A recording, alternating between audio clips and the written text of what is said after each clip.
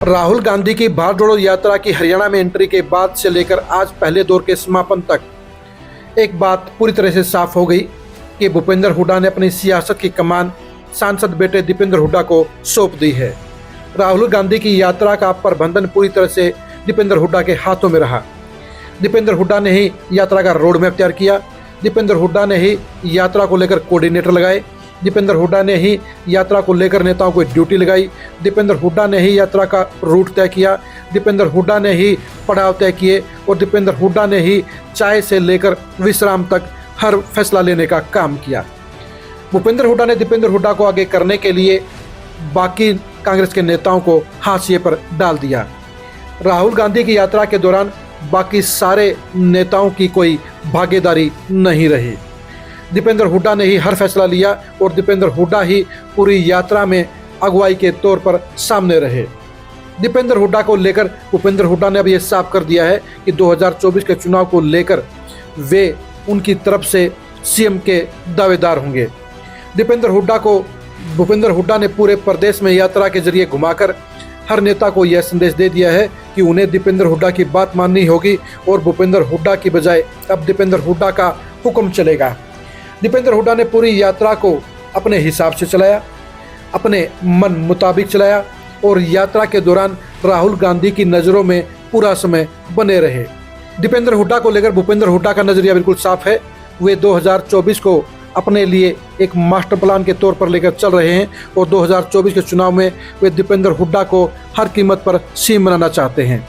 इसलिए राहुल गांधी की यात्रा के दौरान पूरा मैनेजमेंट दीपेंद्र हुड्डा के हाथों में सौंपा गया और यह संदेश दिया गया कि दीपेंद्र हुड्डा ही अब सबसे पावरफुल नेता हैं और दीपेंद्र हुड्डा के फैसलों के अनुसार ही बाकी नेताओं को चलना पड़ेगा।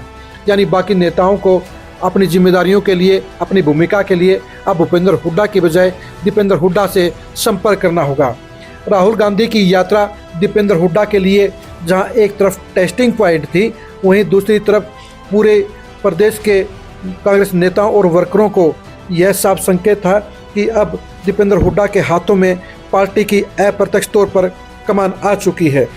पहली बार देखने में ये आया कि यात्रा को लेकर बुलाई गई जिलों की बैठकों में मुख्य अतिथि तो उदय भान रहे, लेकिन मीटिंगों की अगुवाई अध्यक्षता पूरी तरह से दीपेंद्र हुड्डा ने की।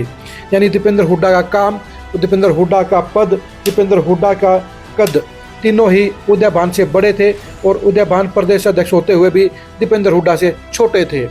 यह तो होना भी था क्योंकि दीपेंद्र हुड्डा और भूपेंद्र हुड्डा ने इस मकसद के साथ उदय भान को प्रदेश अध्यक्ष बनाया था, वो इसे बखूबी पूरा कर रहे हैं।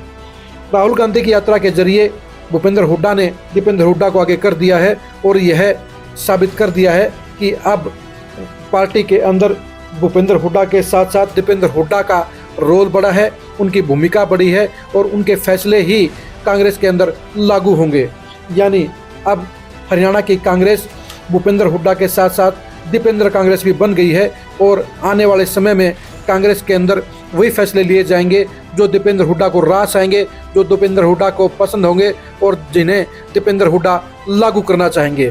भारत जोड़ो यात्रा के साथ दीपेंद्र हुड्डा का रुतबा बढ़ाकर भूपेंद्र हुड्डा ने अपना साफ तौर पर रथ दीपेंद्र हुड्डा को सौंप दिया है और 2024 की अगुवाई के लिए उन्होंने दीपेंद्र हुड्डा को पक्के तौर पर आगे कर दिया है।